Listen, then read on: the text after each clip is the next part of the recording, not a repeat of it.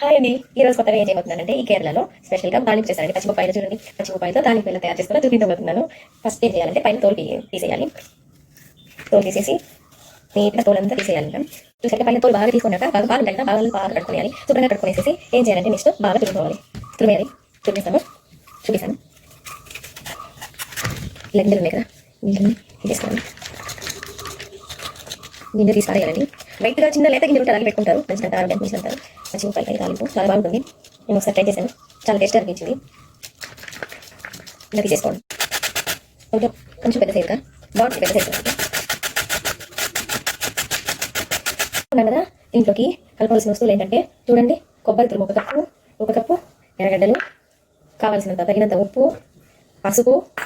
ఈయనకి కొత్తగా పరిచయం చేయబోతున్నారు. ఈయనని గాంధారి మొదలు అంటారు. చూడడానికి ఒక ఇంత కూడా లేదు, చాలా కోపం పెట్టుకోండి. చూడండి ఎలా ఉందో, ఈయనకి చాలా కోపం పెట్టుకోవాలి. చూడండి ఇంత ఉంటుంది.